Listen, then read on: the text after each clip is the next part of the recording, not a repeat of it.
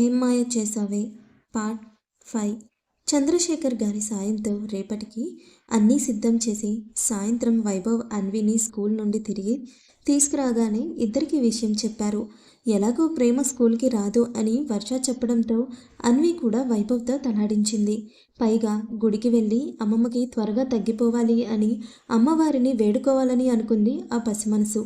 అనుకున్నట్టుగానే వైశాలి గారు ఉదయాన్నే లేచి వైభవ్ గుండెల మీద హాయిగా నిద్రపోతున్న అన్విని పాపతో పాటు వైభవ్ని కూడా నిద్రలేపి కొడుకుని తొందరగా ఫ్రెష్ అవ్వమని మనవరాల్ని తీసుకొని వెళ్ళి తొందరగా రెడీ చేసి ఆవిడ కూడా ఫ్రెష్ అయ్యి వచ్చేసరికి చంద్రశేఖర్ గారు గుడికి తీసుకువెళ్లాల్సినవన్నీ అప్పటికే చెక్ చేసి అన్నీ కరెక్ట్గా ఉన్నాయా అనడంతో నలుగురు కలిసి గుడికి బయలుదేరారు.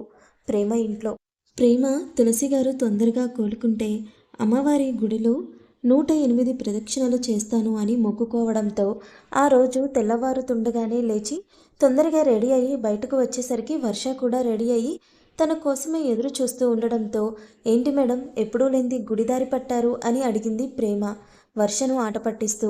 ఆ ప్రశ్నకు వర్ష ఉడుక్కుంటూనే స్కూటీ స్టార్ట్ చేసింది. కాసేపటికి గుడికి చేరుకొని ప్రేమ ప్రదక్షిణలు మొదలు పెడితే వర్ష గుళ్ళోనే ఒక పక్కన కూర్చొని పంతులు గారు పెట్టిన ప్రసాదం కమ్మగా లాగించే పనిలో పడింది. వైభవ్ వాళ్ళు గుడికి చేరుకునేసరికి అప్పటికే పంతులు గారు అన్వి చేత చేయబోయించే పూజకు అన్నీ సిద్ధం చేసి ఉంచడంతో రాగానే అన్విని పూజలో కూర్చోపెట్టారు. అన్వి కూడా మారం చేయకుండా పంతులు గారు ఎలా చెప్తే అలా చేస్తూ వైశాలి గారు దగ్గరుండి అన్నీ చెప్తుంటే చిన్నపిల్ల అయినా శ్రద్ధగా చేస్తూ మనసులో అమ్మ ఎప్పుడూ నాతోనే ఉండాలి, అమ్మమ్మకి తొందరగా జ్వరం తగ్గిపోవాలి అని కోరుకుంటూ ఉంది.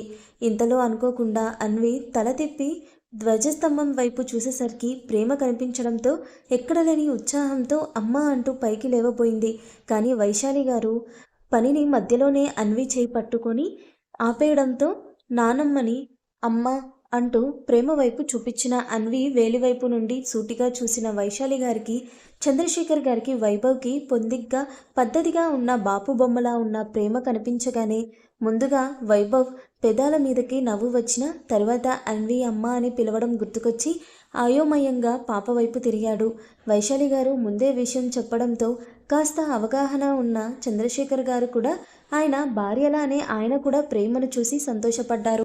వైశాలి గారు ప్రేమను చూసి మనసులోనే మురిసిపోతూ అన్వికి పూజ అవ్వగానే అమ్మతో మాట్లాడదాం అని నచ్చజెప్పి మిగిలిన పూజ కంటిన్యూ చేయించారు. పాపం అన్వి అప్పటి వరకు శ్రద్ధగా ఉన్న 2 రోజుల తర్వాత ప్రేమను చూసేసరికి తన చిన్న మనసు ఆమె వైపే లాగుతుంటే కష్టంగా పూజ చేస్తూ ఉంది.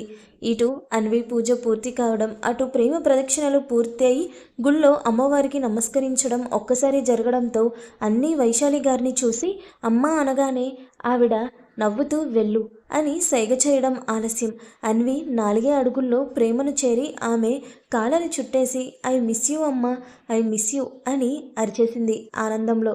అన్వి సడన్గా అలా రావడమే కాకుండా అలా కళ్ళల్లో మెరుపుతో మిస్ యూ అమ్మ అనేసరికి ప్రేమకు ఒక్కసారిగా కళ్ళల్లో నీళ్లు తిరిగాయి. తన కన్నా పేగుని ఈ 2 రోజులు మిస్ అయిన ఫీలింగ్ ఏదో తెలియని వెలితి అనిపిస్తున్నా ఏదో అలా అనిపిస్తుంది అనుకొని లైట్ తీసుకున్న నైట్ సరిగ్గా నిద్ర పట్టేది కాదు ప్రేమకు. అలాంటిది ఇప్పుడు అన్విని చూడగానే ఒక్కసారిగా మనసు తేలిక పడడంతో ఒక్కసారిగా అన్విని ఎత్తుకొని తన గుండెలకు హత్తుకొని మొహం అంతా ముద్దులు పెడుతూ ఐ మిస్ యూ టూ బంగారం అంటూ తనకి తెలియకుండానే ప్రేమ కన్నీళ్లు పెట్టుకుంటూ అన్విని మరింత తనలోకి అదుముకుంది ప్రేమ.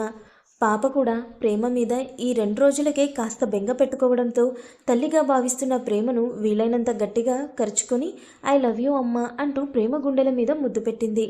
ఆ ఇద్దరి మధ్య అంత మంచి బాండింగ్ చూసిన వైశాలి గారు చంద్రశేఖర్ గారు వైభవ్లకు సంతోషంలో కళ్ళల్లో నీళ్లు తిరుగుతుంటే అన్వి అమ్మ అని పిలుస్తూ అమ్మను చూశాను అని చెప్పింది ప్రేమే గురించి అని మొత్తానికి వైభవ్కి అర్థమైంది. అలాగే తన తల్లిదండ్రులు కూడా ప్రేమ అన్వీలను అపురూపంగా ఉండడం చూసి వాళ్ళు ఆలోచన ఏంటో ఒక అంచనాకి అయితే రాగలిగారు. తన అంచనా తనకి కూడా సంతోషం కలిగిస్తుంటే అంతలోనే అదిత్ వైభవ్ కళ్ళ ముందు మెదిలేసరికి ఈ విషయం తన అన్నకి తెలిస్తే ఎలా రియాక్ట్ అవుతాడో అన్న చిన్నగా భయం మొదలైంది వైభవ్లో. కొడుకు మొహంలో మారుతున్న రంగులను చూసి విషయం పసిగట్టిన వైశాలి గారు చిన్నగా కొడుకు భుజం తట్టి కళ్ళతోనే అంతా మంచి జరుగుతుంది అని ధైర్యం చెప్పడంతో వైభవ్ మనసు కాస్త తేలికపడడంతో ముగ్గురు ప్రేమను కలవడానికి ముందుకు కదిలారు.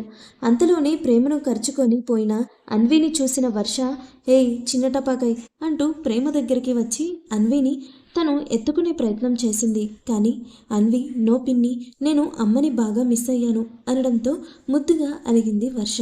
దాంతో ప్రేమ అన్వికి సైగ చేసేసరికి కమ్ పిన్ని అంటూ ప్రేమ చేతుల్లో నుండి వర్ష మీదకి ఎక్కేసి ఆమె అలక తీర్చడానికి ఆమె బుగ్గల్ని ముద్దలతో ముంచేయడం మొదలుపెట్టింది చిన్ని అన్వి. ప్రేమ దగ్గరకు చేరుకున్న వైశాలి గారు, చంద్రశేఖర్ గారు వర్ష అన్విలా అల్లరి చూసి నవ్వుకుంటూ ఉంటే వైభవ్ మాత్రం లంగావోనిలో బుట్టబొమ్మలా ఉన్న వర్ష నుండి చూపు తిప్పుకోలేకపోతున్నాడు. పైగా తన ఫీలింగ్స్కి తగ్గట్టు అన్వి కూడా వర్షను పిన్ని అని పిలవడంతో వైభవ్ ఫీలింగ్స్కి ఇంకాస్త ప్రాణం పోసినట్టు అనిపించింది. వైశాలి గారు ఆ ఇద్దరి అల్లరిని, ముఖ్యంగా అన్విని మురిపెంగా చూస్తున్న ప్రేమ తల నిమురుతూ నీ పేరేంటి తల్లి అని అడగగానే ఆవిడ ఎవరో తెలియకపోయినా పెద్దావిడ కావడంతో చిరునవ్వుతో ప్రేమ ఆంటీ అని చెప్పింది ఆమె. పద్ధతి, స్వభావం, పెద్దలకి ఆమె ఇస్తున్న గౌరవం, ఆమె మాట తీరులోనూ ఆమె చిరునవ్వులా తెలుస్తుంటే వైశాలి గారు ముచ్చటగా చూస్తూ నేను అన్వి నానమ్మనిరా, ఆ చిన్నది నీ కూతురైతే నేను నీకు అత్తనే కదా, ఆంటీ ఏంట్రా అందంగా అత్తయ్య అనో అత్తమ్మ అనో పిలువు అనేసరికి ప్రేమ కాస్త షాక్తో ఆవిడ వైపు అలానే చూస్తూ ఉండిపోయింది. తనేం విందో అర్థం కాక ఆ మాట విన్న వర్ష పరిస్థితి కూడా అలానే ఉంది. ఇక వైభవ్ అయితే అమ్మ ఇంత డైరెక్ట్గా అలా అనేసింది ఏంటి అని షాక్ అయ్యాడు. బెంగళూరు. అప్పుడు నిద్రలోకి జారిన అదిత్కి ప్రశాంతంగా నిద్ర పట్టడంతో సాయంత్రం వరకు మెలకువ రాలేదు. అతనికి పైగా ఆకలి, దాహం ఇవేమీ తెలియకుండా చాలా ఏళ్ల తర్వాత అంత మత్తుగా నిద్రపోయాడు. సాయంత్రం అవుతుండగా మేలుకున్న అజిత్ తను వచ్చిన పని డిలే అయ్యింది అన్న తన ఫ్రస్ట్రేషన్ అంతా తన పిఏ మీద చూపించడంతో అతను అదిత్ కోపానికి భయపడి మరో గంటలో క్లయింట్స్తో మీటింగ్ ఏర్పాటు చేసి అదే విషయం అదిత్కి ఇన్ఫామ్ చేయడంతో అప్పటికి కాస్త శాంతించి వెంటనే వెళ్ళి ఫ్రెష్ అయ్యి వచ్చి వెంటనే మీటింగ్ జరిగే ప్లేస్కి చేరుకున్నాడు. అప్పటికే చీకటి పడిన అదిత్ సీరియస్గా తను వచ్చిన పని మీద ఫుల్ కాన్సన్ట్రేషన్తో ఉండడంతో క్లయింట్స్ కూడా కిక్కురుమనకుండా అతను చెప్పింది జాగ్రత్తగా వింటూ మొత్తానికి అర్ధరాత్రి ఎప్పటికో డీల్ ఓకే చేసుకొని అదిత్ నుండి అతని కోపం నుండి విముక్తి పొందారు. డీల్ ఓకే అయిన మరుక్షణమే అదిత్ ఫ్లైట్ టికెట్ బుక్ చేసుకొని వెంటనే తను స్టే చేసిన హోటల్కి చేరుకొని తన లగేజ్ అంతా ప్యాక్ చేసుకొని చెక్అవుట్ అయ్యి ఎయిర్పోర్ట్కి చేరుకున్నాడు. అప్పటికే తెల్లవారుతూ ఉంది. అదిత్ విజయవాడ చేరుకునేసరికి ఉదయం 6 దాటుతూ ఉండగా ఎయిర్పోర్ట్ నుండి క్యాబ్లో ఇంటికి స్టార్ట్ అయ్యాడు. తీరా ఇంటికి చేరుకున్నాక ఇంట్లో ఒక్కరి జాడ కూడా లేకపోవడంతో అసహనంగా ఫీల్ అవుతూ ముందు తొందరగా ఫ్రెష్ అయ్యి బయటకు వచ్చాడు. బయటికి వచ్చిన అదిత్ వైభవ్కి, చంద్రశేఖర్ గారికి ఎన్నిసార్లు కాల్ చేసినా కనెక్ట్ కాకపోవడంతో అతనికి అప్పటి వరకు ఉన్న అసహనం, చిరాకు ఇంకాస్త పెరిగిపోయింది. ఆ చిరాకుతోనే బయట గార్డెన్లో మొక్కల దగ్గర శుభ్రం చేస్తున్న పని మనిషిని ఇంట్లో వాళ్ళందరూ ఎక్కడా అని అడిగేసరికి వాళ్ళంతా గుడికి వెళ్ళారు బాబు అని ఆమె చెప్పడంతో ఆలోచనలో పడ్డాడు అదిత్. తన రూమ్ నుండి బయటకి వచ్చిన అదిత్ వైభవ్కి, చంద్రశేఖర్ గారికి ఎన్నిసార్లు కాల్ చేసినా కనెక్ట్ కాకపోవడంతో అక్కడే మొక్కల దగ్గర శుభ్రం చేస్తున్న పని మనిషి ఇంట్లో వాళ్ళందరూ ఎక్కడికి వెళ్ళారు అని అడిగేసరికి గుడికి వెళ్ళారు అని చెప్పడంతో ఆలోచనల్లో పడ్డాడు అదిత్. కానీ అదిత్కి అంతలోనే జర్నీ వల్ల అలసటగా అనిపించడం, పైగా నైట్ లేకపోవడం, మనసు ఇంకేదో ఆశిస్తున్నా ఆ ఆశను అక్కడే తొక్కేసి వెంటనే తన రూమ్కి వెళ్ళి డోర్ వేసుకొని బెడ్ మీద కూలబడ్డాడు. కానీ ఎంతకీ నిద్ర పట్టక అది పగలు అన్న విషయం కూడా పక్కన పెట్టేసి తన కబోర్డ్ నుండి వైన్ బాటిల్ తీసుకొని దాన్ని ఖాళీ చేస్తూ ఎప్పటిలానే వింధ్యను కలవరిస్తూ నిద్రలోకి జారుకున్నాడు. వైశాలి గారి మాటలకి షాక్లో అయినా ప్రేమ కొద్ది క్షణాలకి తేరుకొని ఆవిడ ఏదో చొరవలా అలా అనుకున్నారు అని చిన్న చిరునవ్వు నవ్వి అప్పటికే వాళ్ళ గుడికి వచ్చి చాలాసేపు అవుతూ ఉండడంతో మేము వెళ్ళొస్తామంటీ అంటూ వర్ష చేతుల్లో ఉన్న అన్వి మళ్ళీ తన గుండెలకు హత్తుకొని తనని తీరా పాపను ముద్దాడి రేపు స్కూల్లో కలుద్దాం బంగారం అని వాళ్ళ దగ్గర నుండి సెలవు తీసుకుంది. ప్రేమ ఆమె వెనుకే వర్ష ప్రేమ వర్షలు అలా వెళ్ళగానే వీళ్ళు కూడా గుడి దగ్గర పని ముగించుకొని తిరిగి ఇంటికి బయలుదేరారు. దారిలో ఉదయాన్నే నిద్ర లేవడం వల్ల చిన్న అన్వి నిద్రపోయేసరికి డ్రైవ్ చేస్తున్న వైభవ్ వెనుకున్న తల్లితో, ఏంటమ్మా ఒక్కసారిగా ప్రేమగారితో అలా అనేసావేంటి అని అడిగాడు. అదే ప్రశ్న చంద్రశేఖర్ గారు కూడా అడగాలి అని ఎదురు చూస్తూ ఉండడంతో భార్య సమాధానం కోసం వెనక్కి తిరిగారు. కొడుకు ప్రశ్నకు వైశాలి గారు నవ్వుతూ తన ఒడిలో ఉన్న మనవరాలి తల నిమురుతూ, అన్వి అమ్మ అమ్మ అంటుంటే ఎలాంటి అమ్మాయిని అమ్మగా భావిస్తుందో అని మనసులో ఏదో మూలన భయం ఉండేది చిన్న. కానీ ఈరోజు ప్రేమను కలిశాక నా భయాలన్నీ పటాపంచలయ్యాయి. నిజంగా అమ్మనే అమ్మ అనుకుంటుంది. ఏ ఆడదైనా తన నుండి రాని బిడ్డను తన బిడ్డగా ఒప్పుకోవడం చాలా కష్టం. అది కొందరికే సాధ్యం. పైగా అలాంటి ప్రేమ పంచడం అంతకంటే కష్టమైన పని. ఆ గుణం నాకు ప్రేమలో కనిపించింది. చూశారు కదా అన్వి, నీకు కూతురైతే నేను నీకు అత్తను అవుతాను అంటే తన చూపులో భయం కానీ, స్వార్థం కానీ, కోపం కానీ కనిపించలేదు. ఆ టైంలో కూడా అన్వి కోసమే ప్రేమ మనసు ఆరాటపడింది. అసలైన స్వచ్ఛమైన తల్లి బిడ్డల బంధం ఈ ఇద్దరిది. కోరి విడదీయలేని అనుకున్న వీళ్ళను విడదీయడం కష్టం చిన్న. నాకు బలమైన నమ్మకం కుదిరింది చిన్న. ప్రేమ అన్వికి తల్లిగానే కాదు, మన పెద్దోడికి మంచి అర్ధాంగి కూడా అవుతుంది అన్నారు. ఆవిడ మాటలకి వైభవ్ కంగారుగా ఒక్కసారిగా బ్రేక్ వేయడంతో వైశాలి గారు తన ఒడిలో ఉన్న అన్వికి ఇబ్బంది కలగకుండా గట్టిగా పట్టుకొని, ఏమైంది చిన్న అని అడిగారు కోపంగా. వైభవ్ తల్లి కోపాన్ని ఏమాత్రం పట్టించుకోకుండా, ఏం మాట్లాడుతున్నావమ్మా, మనం అన్వి గురించి ఆలోచిస్తున్నాం, బానే ఉంది. కానీ అన్నయ్య వింధ్యా వదినని మర్చిపోయి ప్రేమగారితో పెళ్లికి ఒప్పుకుంటాడు అని ఎలా అనుకుంటున్నావు? అది అసలు జరిగే పనేనా? అన్నయ్య ఇప్పటికీ వదినను మర్చిపోలేక కదా అసలు అలవాటే లేని మద్యానికి బానిసగా మరి ఆ మత్తులోనే వదినను వెతుక్కుంటున్నాడు. ఎప్పుడు అల్లరి చేస్తూ అందరినీ ఆట పట్టిస్తూ సరదాగా ఉండే అన్నయ్య ఇప్పుడు ఇంత మొండిగా అయిపోయాడు అంటే దానికి కారణం అన్నయ్యకి వదిన దూరం అవడమే కదా. మనం అన్వి గురించి స్వార్థంగా ఆలోచించి ప్రేమగారితో అన్నయ్యకి ఇష్టం లేకుండా పెళ్లి చేయాలనుకుంటే మన వల్ల ఒక ఆడపిల్ల జీవితం నాశనం అయిపోతుందమ్మా అన్నాడు బాధగా. నిజానికి వైభవ్ మనసులో కూడా ప్రేమ అదితిల పెళ్లి జరిగితే తన అన్న జీవితం బాగుపడితే చూడాలి అని కాసేపటి క్రితం వరకు చాలానే అనుకున్నాడు. కానీ గుడి నుండి బయటకు వస్తూ ఉండగా అదిత్ పిఏ ఏదో ఫైలు విషయంపై వైభవ్కి కాల్ చేయడంతో తన అన్న అప్పటికప్పుడు గొడవ చేసి మరీ మీటింగ్ అరేంజ్ చేయించి వెళ్ళిన పని పూర్తి చేసుకొని ఇంటికి కూడా చేరిపోయాడు అని తెలుసుకున్నాడు. అదిత్ ఉన్నపలంగా అలా ఎందుకు చేశాడో వైభవ్కి అర్థమైంది. వింధ్య గుర్తుకు రావడం వల్లే అక్కడ క్షణం కూడా నిలవలేకపోయాడు అని అర్థమైంది.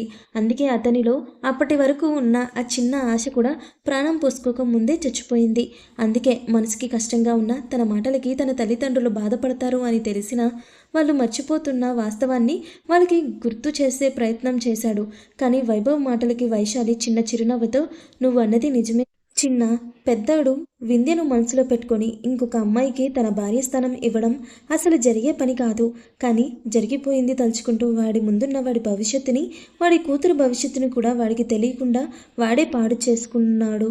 ఇది ఇలానే కొనసాగితే ఈ పసిది ఎవరిని ప్రేమానురాగాలకు నోచుకోకుండా పోతుందిరా. అందుకే ఇదే వడిలో మార్పుని తీసుకొస్తుంది. దానికి కావలసిన తల్లి ప్రేమను ఇది వెతుక్కున్నట్టే తల్లిని కూడా ఇదే తన జీవితంలోకి తెచ్చుకుంటుంది. చూస్తూ ఉండండి. కానీ ఒక్క విషయం చిన్న, నేను ప్రేమ విషయంలో పెద్దోడి గురించి అన్వి గురించి స్వార్థంగా ఆలోచిస్తున్న విషయం నిజమే. కానీ ప్రేమ జీవితం నాశనం కావాలి అని నేను కోరుకోవట్లేదురా. తను బాగుండాలి, తన ఇష్ట ప్రకారమే ఇదంతా జరగాలి అన్నారు బాధతో వస్తున్న కన్నీళ్లను తుడుచుకుంటూ. తల్లి మాటల్లో నిజం ఉండడంతో వైభవ్ ఇంకేం మాట్లాడలేకపోయాడు. మౌనంగా కార్ స్టార్ట్ చేసి ఇంటి దారి పట్టాడు.